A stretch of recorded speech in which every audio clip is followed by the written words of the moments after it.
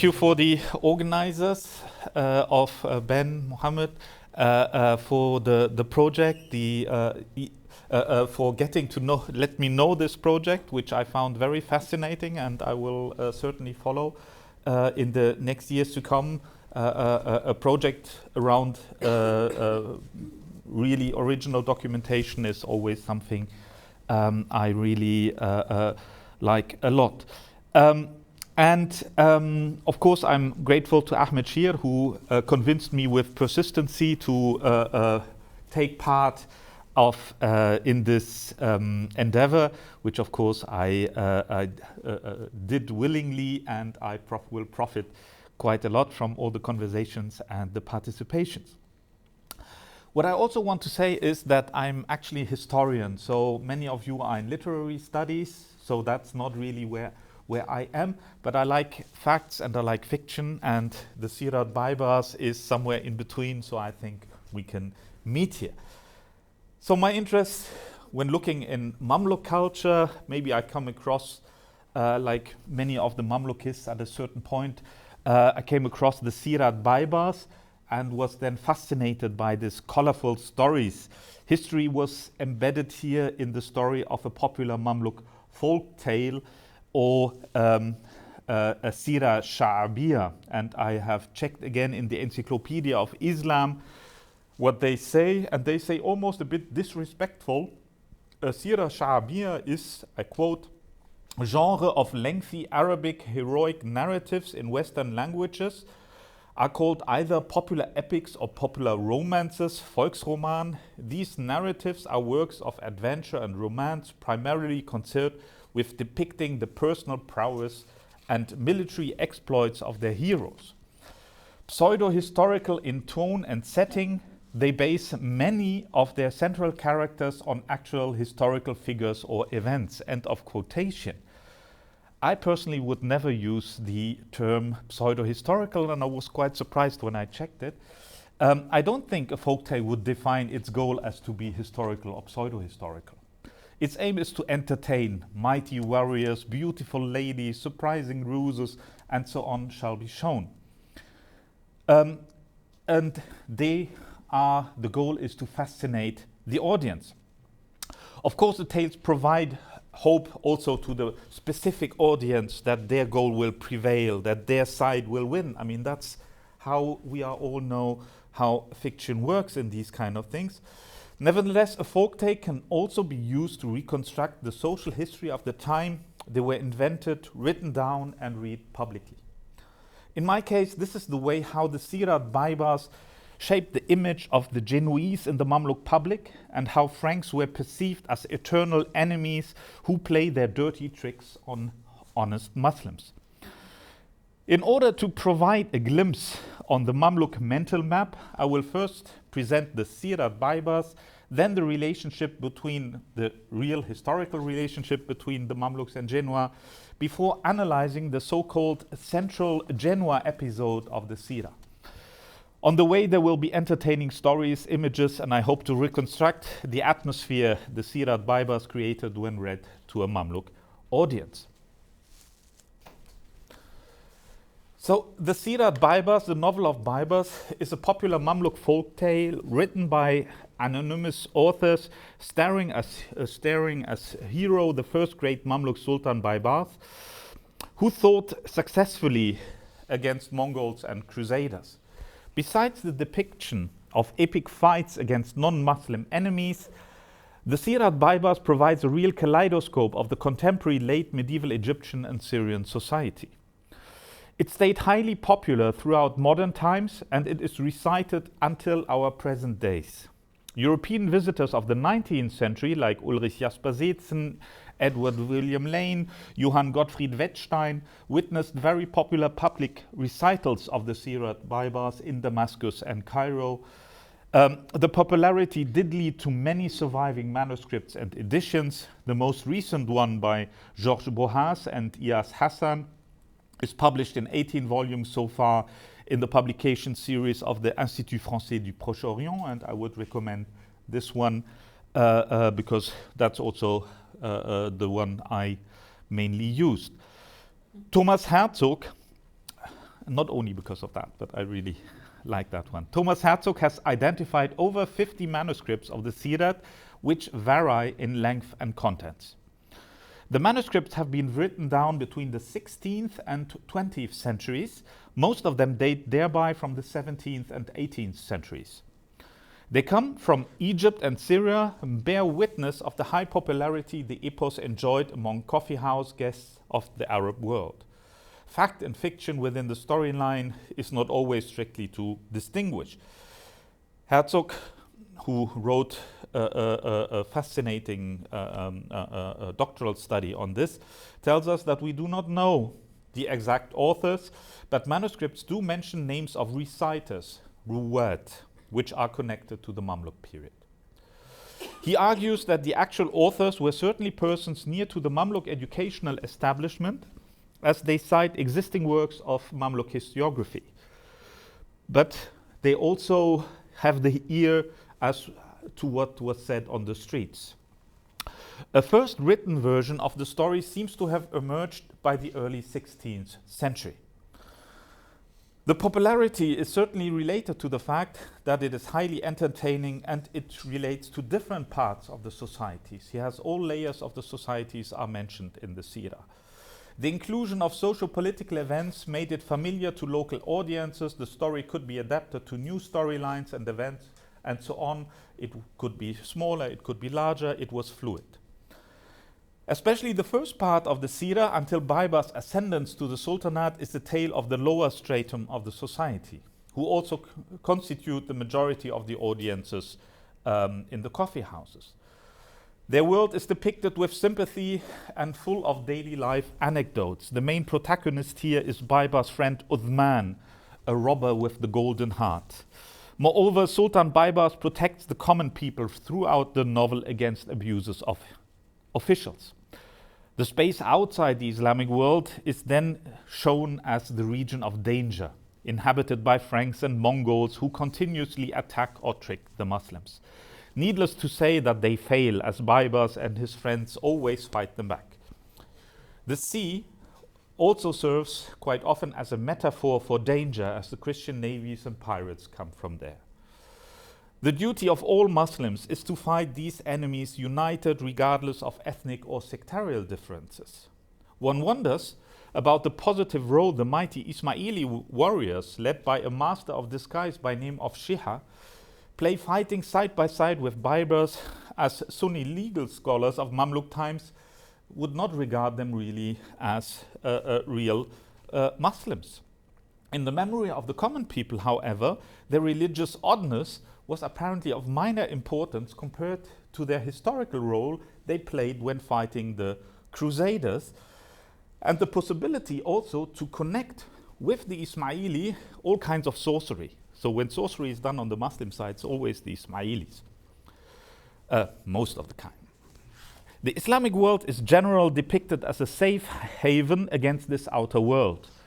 One should be aware of the false bottoms and the enemies within. The town of Alexandria, for example, has a underground level constituted of tunnels and caves where Baybars is taken captive at a point and will go to Genoa, as I will show later. One of the reasons of the success of the Sīrat Baybars is a central element of prophecy. According to the frame story, the wise man Yunan wrote down in a book that one day the evil Jawan will appear and that Baybars and Shiha have the divine obligation to fight and kill him.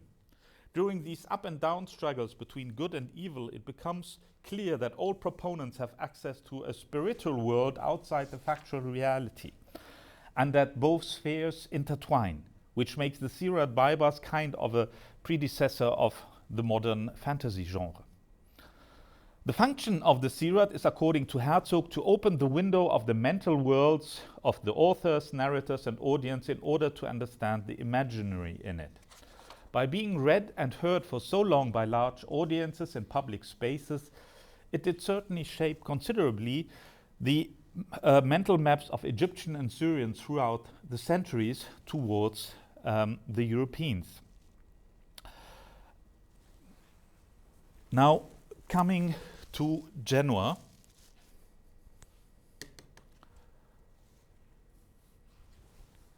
Genoa was already existing under the Roman Empire and subsequently fell under the control of the Goths, the Lombards, and the Frankish Empire. It was known for building ships and being a commercial hub. This hub was then attacked and pillaged by a Fatimid fleet in 935, which will become interesting later for us. The Fatimid Caliphate, which was then based in Mahdia in today Tunisia, as the conquest of Egypt, as you know, would not come before 969, had initiated a series of attacks on the Ligurian coast in 1934 and 5. And according to the 15th century Ismāʿīlī historian Idris Imad ad-Din, who drew on earlier Fatimid writings, Genoa has been well fortified in the 10th century, and the city had rich merchandise like linen and raw silk. The commander of the fleet, by name Yaqub ibn Ishaq at-Tamimi, had overcome the fortifications, plundered not only the city, but captured many ships and slaves, which were brought in a successful procession back to Medina and cherished by the Fatimid Caliph al-Qa'im bi Amr Allah. He rejoiced, and each of the soldiers received rich rewards. The sack of Genoa is mentioned by Christian sources as well, and is perceived as a disruptive moment for the city, because before Genoa then recovered and made a return on the political scene, and when it was granted independence and recognition by the Italian king Berengar II in 958, a date which is now used as the mythical start of the importance of Genoa. By the 13th century, and that's now we approaching the Mamluk times, and nearer to the historical setting of the Sīrat Baybars, Genoa was then firmly established in the Eastern Mediterranean.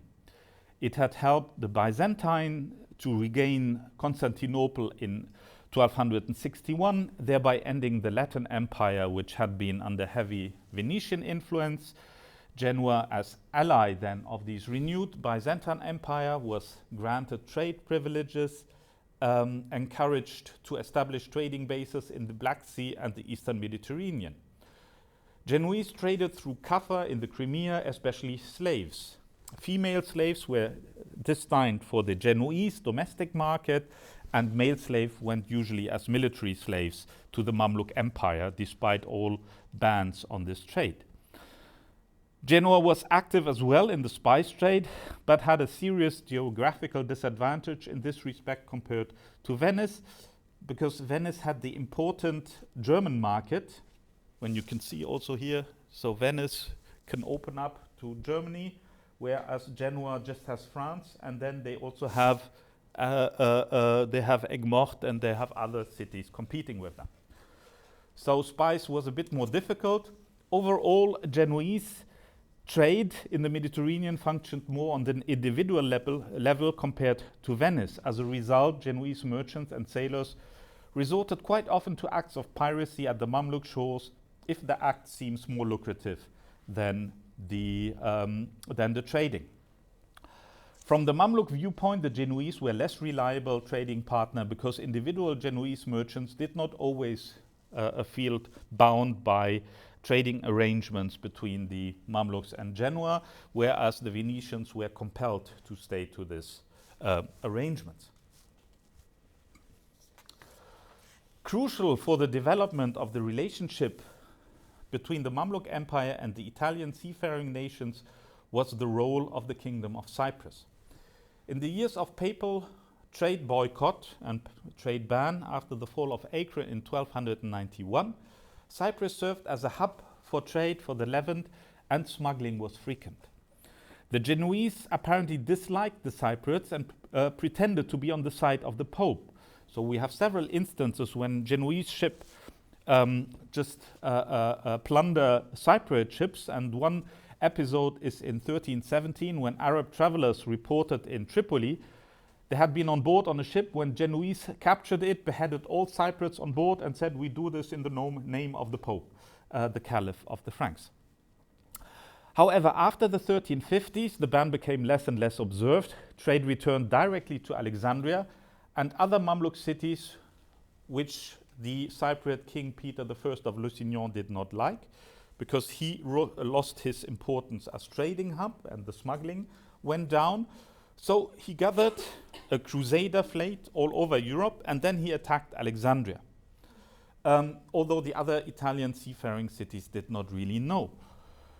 The assault took place in October of 1365. The Frankish army remained there, ravaging the city for several days until the main Mamluk army approached from Cairo. This attack should only last a few days, but it made a remarkable impression on contemporary Mamluk authors. It is really a very much talked issue later on. It needed special envoys from Venice and Genoa to the Mamluks to re-allow trade in the ravaged town. After the murder of Peter I of Lusignan by unhappy nobles, Genoa used the subsequent troubles to conquer Famagusta in Cyprus, so they had their own hub in the region. And from there, they attacked the Mamluks later on, or they traded. So they had a base in the region. In 1403, a Genoese fleet under the French governor of Genoa, Jean Le Mingre di Boucicaut, started a naval expedition against the Mamluk coast, taking Famagusta as a starting point. However, he was surprised to find the coastal towns prepared for battle, because the Venetians had told the Mamluks, the Genoese are going to attack you, and Boucicaut was very unhappy, and he said, how can they do this? We are all Christians. But his Genoese people said to him, yeah, that's the Venetians, you know. And so for him it was a bit difficult. But this expedition presented the last large-scale aggression of a Genoese fleet against the Mamluk Empire. But Genoese corsairs, Catalan privateers, Cypriot pirates continued to harass the Mamluk shores in large numbers and at several occasions. And in order to react that, Sultan Bars Bey, from 1424 to 26, launched 3 expeditions against Cyprus. They subdued Cyprus. Cyprus became kind of a Mamluk protectorate, had to pay tribute, and King Janus had to recognize the Mamluk Sultan as overlord, and went back in the May of 1427. Thereafter, the Genoese Black Sea strongholds came under increasing pressure by the emerging Ottomans after the conquest of Constantinople in 1453. The Ottomans pushed hard on the Genoese until Kaffa fell in 1475. And prior to that, Famagusta in Cyprus had fallen into the hand of the Cypriots, who were helped by the Mamluks, because the Mamluks said we were the overlords, in 1464. So at that time, after 1464, Genoa's role in the Eastern Mediterranean is more or less gone. We have seen yesterday there's also in the Western Mediterranean, Genoa is quite active, but in the Eastern, we don't see it. But it's still very present in the Sīrat Baybars, and that's where we will turn to now. The hero of the novel is the historic Mamluk Sultan Baybars, who ruled in the second half of the 13th century and is considered to be the real founder of the Mamluk Empire. His physical appearance is described as a tall man with broad chest and shoulders, slim legs, a powerful voice, swarthy skin, and blue eyes. His actual biography can be summarized as follows. He was born around 1227 as Kipchak Turk in the southern Russian steppe, and arrived as a slave at the age of 14 in the Mamluk Empire, where he was bought by Amir Aydakin al-Bundukdar in Hama. The Ayyubid Sultan al-Malik al-Salih did imprison his master in 1246, and Baybars was then incorporated into the Sultan's own regiment. Baybars' ability were quickly noted. He raised the ranks until he was appointed by the Sultan as a leading Amir to the office of Jamdar, which is the keeper of the Sultan's wardrobe. His role became then increasingly important as he took part as commander in the victories against Louis IX in the Delta and against the Mongols at Ain Jalut in 1260. Thereafter, he was involved in the murder of Sultan Qutuz. Some say he slay him himself, and was declared Sultan. He ruled from 1260 to 1277. He continued the successful policy of conquering the former Crusader regions, or the Crusader region, defended the realm against the Mongols, and he is known for having undertaken many reforms which then structured the Mamluk Empire, and he introduced the Abbasid Caliphate in Cairo in 1261 after the fall of Baghdad to the Mongols. When he died, he left to his successors a powerful and well-organized sultanate.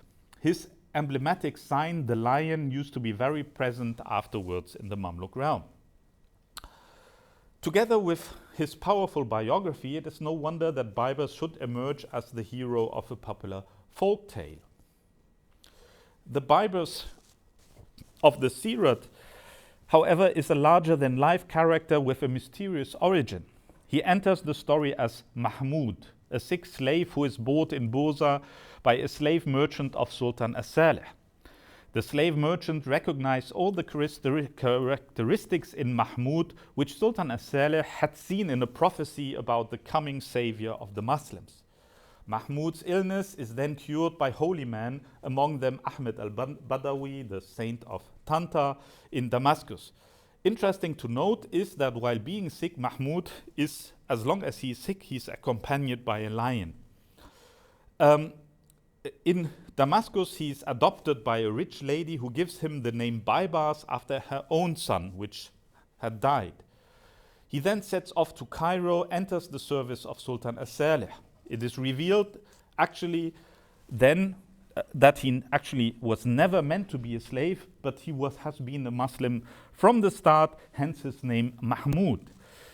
He was originally the son of the king of Khorasan, but his brothers tricked him. He was sold into slavery. Once in Cairo, he and his companion Uthman experience many adventures within the Cairo underworld. He succeeds in all his adventures until he is sent as an Amir to Alexandria, where he is abducted to Genoa and freed by a large Muslim force. Back from Genoa, as-Salih offers him to be his successor, but Baybars declined several times to become Sultan until the death of Qutuz. As he is really excelling in everything, he finally has to say, yes, I will become, of course, a Sultan. And even also as Sultan, he is tricked all the time by his enemies, but he wins everything with the help of the friends. Towards the end of the story, his arch-enemy Jawan is cruelly executed in Cairo. Baybars retires from power, but is poisoned in Damascus by Qalawun, the later Sultan, which has quite not a nice image in the Sīrah. Now, before turning to the actual Genoa episode, I would like to draw your attention to figures belonging to an Egyptian shadow play which was bought by Paul Kahle, a German Orientalist, in 1907 in Cairo, from an Egyptian shadow player by name Hassan al-Qashash. Some of the figures are medieval, some are modern. The play of al-Qashash did apparently modernize elder tales and added some new figures with cannons, as can be seen here in the figure of the lighthouse. But Kahle identifies that in the center of the story is Alexandria, which is attacked by Christians. Then the Egyptians gather to build a new fleet, and this fleet then finally destroys the enemies. However, I see in these stories and the figures two clues which might bind the figures of the shadow play actually to the Sīrat Baybars, and maybe even to the Genoa episode. The first clue is that the name of the victorious new ship in the shadow play is called Ghurab al-Mansur, the victorious raven. This name is of course a play with words, as Ghurab is also an Arabic name for a large medieval vessel. But secondly, it's also the name Sultan as-Salih gives in the Sīrah to the main ship of the Muslims in the fight in Genoa. And I quote, "It is victorious," he said, and he named it the victorious raven. So these would be the medieval image, and this an earlier image, but they were all found in the same collection and used in the same play, The Fight of Alexandria. The second clue can be found on some of the old figures of the shadow play, which can be dated through the imagery and the use of a Mamluk emblem to the Mamluk period itself. On the ship's emblems of the Jamdar, the master of the ropes, as I said, the so-called buksha is clearly to recognize. So that is the so-called, so the handkerchief here. But you see it there in the middle, and here you can see it on both ships as well. So this Jamdar, the so-called diamond, is to recognize. We know as well, as I said before, that Baybars was appointed as Amir Jamdar by Sultan as-Salih, and in the Genoa storyline, Baybars is still Amir and will be rescued by the Sultan. So we might speculate that this Bukcha emblem on this ship actually alludes to the Sīrat Baybars. So,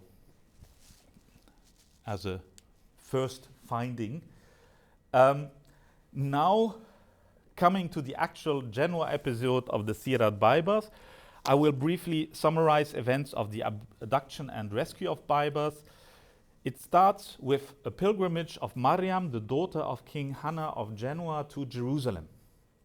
During her pilgrimage, she falls in love with Ma'ruf, a leader of the Ismāʿīlīs, converts to Islam and marries this Ma'ruf. This renders her father, of course, quite furious. He asks the mighty Christian trickster Jawan, who lives under the disguise of a Muslim Qadi in the Mamluk Empire, for help. Jawan arranges that Mariam is abducted to Genoa, where she refuses to leave Islam, so she puts in jail. Ma'ruf looks for her. He's also put in jail and brought to the Catalan Empire. Still, King Hannah is not satisfied. He needs more prisoners. So he, for his wrath, in the following, Baybars is asked to go to Alexandria and to investigate the mysterious abduction of children and the theft of money in the city. Baybars, this depicted, he checks the underground level of Alexandria, and we can see the whole of Alexandria has a lot of these holes until today. He looks in old tunnels and caves and hidden places. He discovers a room where Christian generals gather and try to get hold of, then he tries to get hold of Javan, but he is struck down by Javan's sorcery and drugs. Baybars, of course, says, I will never leave Islam, but Jawan says to him, and I quote, Baybars, I have seen you in the prophecy as king and sultan, and you lay waste to the countries of Christianity, and you convert them to Islam. Therefore, I have to trick you and to make you my prisoner. End of quotation. The Franks then bring Baybars to Genoa in a fruit box. When Sultan as-Salih becomes aware of Baybars' abduction, he starts the preparation to equip a fleet and goes to Genoa. Meanwhile, Baybars encounters in Genoa the Muslim trickster hero by name of Sheha, who had disguised himself as the son of Genoese King Hannah. In doing so, Sheha can bring Baybars to his own rooms and prevent that he is tortured, and at the place of Baybars, somebody else who looks like Baybars is tortured. So, you know, it's and it becomes even a bit more complicated, but I spare that. So then we have the Mamluk navy going out searching for Baybars. When as-Salih arrives in front of Genoa, fighting starts on the ground and on the sea. During the fighting, the commander of the Genoese converts to Islam and changes side. But still the fight is heavy and long, when suddenly a great cannon boat appears and destroys all Christian vessels. The Sultan rejoices but does not understand what has happened. Then the commander of the vessel arrives and introduces himself as Abu Bakr from the Maghreb.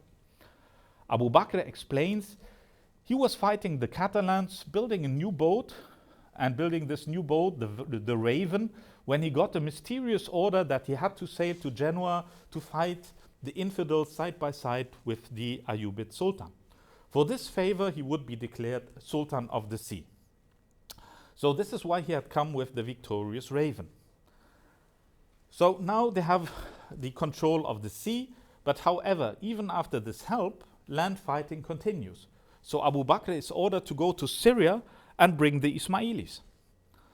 At first, the Ismāʿīlīs refuse, but then Sultan as-Salih is in the dream of every Ismāʿīlī, and the next day they say, okay, we go. And when the Ismāʿīlīs arrive in Genoa, they recognize this trickster Shīha as their new leader. Sultan as-Salih forges an alliance between Baybars, Shīha, and Abu Bakr to fight the Christians in the future. The troops storm Genoa, taking Hannah as prisoner, but leave Mariam, the king's daughter, in Genoa. When Genoa was conquered, some inhabitants were slaughtered, others converted to Islam, but unfortunately Jawan had managed to escape, because we still need him for several other episodes where he can show his evilness. This is here going home, and I think that should be Baybars having his shisha on the way to Alexandria. The Muslims plunder Genoa, go back home, the Ismāʿīlīs to Syria, the Ayyubid forces to Alexandria. After 3 days, they all leave for Cairo. There, the whole army, and I quote, gathered and paraded in triumph through the city until they arrived at the citadel. Sultan as-Salih slept the whole night until dawn. Then he sat on the throne, assembled the army, gave out honorary cloths. After this had happened, Baybars swore an oath of alliance to his king, and the king wrote for Baybars already a letter of investiture for the sultanate.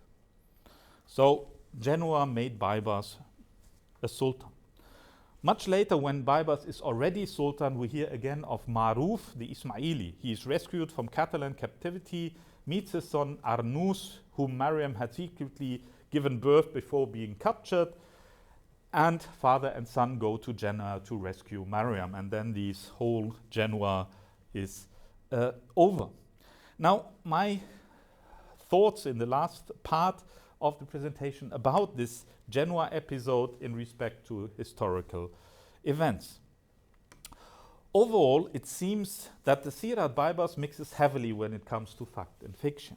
It is foremost a tale to entertain, show the superiority of the medieval and early modern Muslim population of Egypt and Syria, and we see this also in the Genoa episode.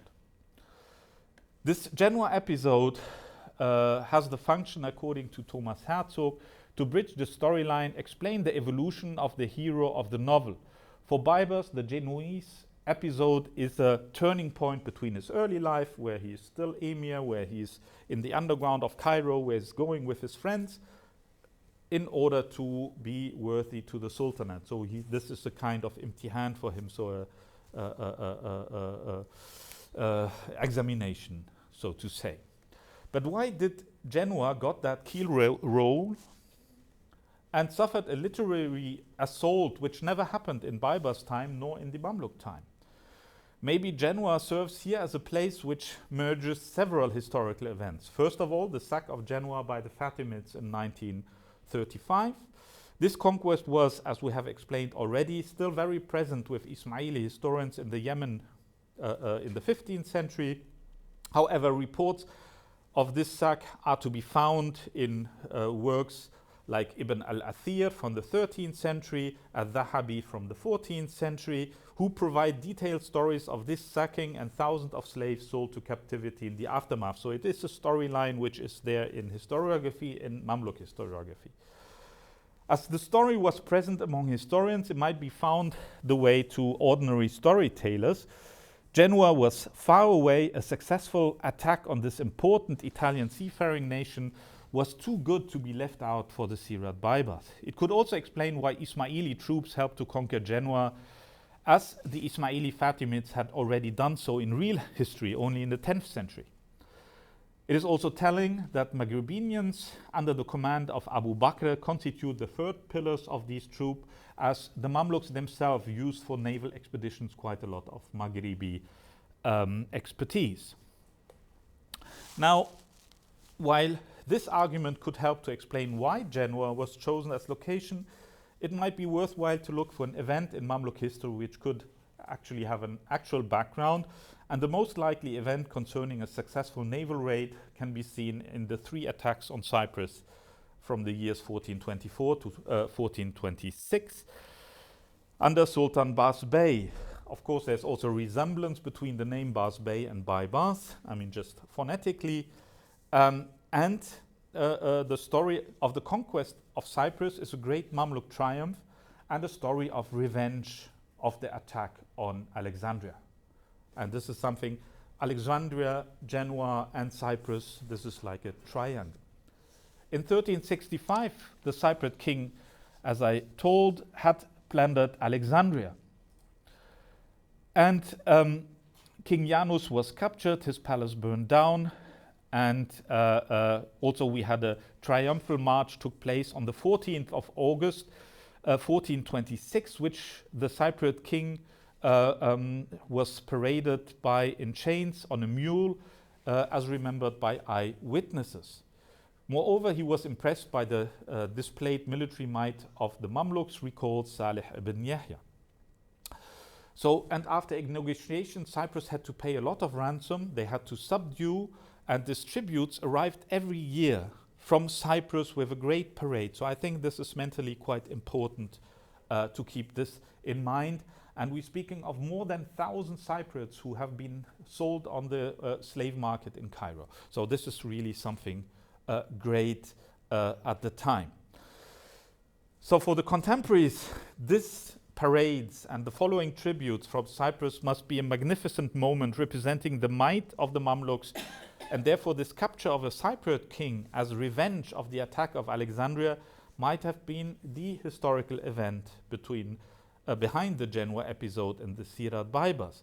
In this context, it's interesting to note that the Mamluk historian Ibn Iyas calls Janus king of Cyprus Jawan ibn Sahib Kuprus, so using Jawan as the evil of the Sira as a name. Another point hinting to Cyprus could be the name Hanna of the king of Genoa, as Janus is the Greek form of Hannah, Johannes, or John. And towards the end of the Sira, we hear of the new Sultan Khalil ibn Kalawun's struggles with Tajrin, king of Cyprus. Khalil is abducted to Cyprus but saved by the king's daughter, who converts to Islam. Both flee the island, but Khalil comes back with an army. The island surrenders, and we have a reoccurrence of the Genoa episode, and therefore a clear connection between Cyprus and Genoa in the Sīrat Baybars becomes evident. Another historical episode which cemented the bad reputation of the Genoese with the Mamluk public is, as I have mentioned, constituted by the attack of the Genoese fleet of the French governor of Genoa, Jean Le Mingre. However, it was fought back by Venetian treachery and Mamluk resistance. As Genoa initiated this attack from their stronghold of Famagusta on Cyprus, which they had taken from the Cypriot in 1374, an attack on Cyprus was always also an attack on the Genoese and the Cypriots. When in 1464 the Mamluks would then capture, together with their tributary state, the Cypriots, Famagusta from the Genoese, this was also a considerable victory and presents another hint to this Genoese Mamluk Cypriot triangle. Another point, maybe a bit farther, but still interesting. As it is clear, the Sīrat Baybars, the story alterated, was changed during its creation until the end of its circulation, I would say, in the 20th century. Therefore, some technical aspects entered the story which have no connections to the time of Sultan Baybars in the late 13th century. The main description of the Genoa episode, as I always say, speaks that the victorious raven was equipped by 2 mighty cannons, Al-Hawaii, the witty one, and Al-Majnuni, the crazy one, which had devastating effects on the enemies. Without pushing analogies too far, I find it remarkable that during the civil war of 1497 between the faction of Akbardi, the great Dawadar, against Sultan an-Nasir Muhammad II, an Italian cannon caster by the name of Domenico, he casted a large cannon which was called the Crazy One, Al-Majnuna, and we have her all over the place as well in Mamluk sources of the late 15th century. So this cannon bombarded the mosque of Sultan Hassan and killed 3 Mamluks and left the comrades shaken. Still, according to Ibn Iyas, could not manage to forge sufficient cannons, so the troops of Akbardi did lose the fight and Domenico his life. To conclude, what now to make out of the Mamluk Sultan in Genoa? We can deduce from everything which was said that we have a mixture of events in front of us which are used to make the dramaturgy or the storyline more complex and fascinating. It is difficult to put any exact time frame on the story, as we do not really know when it was written, when alterations took place within the Mamluk area or much later.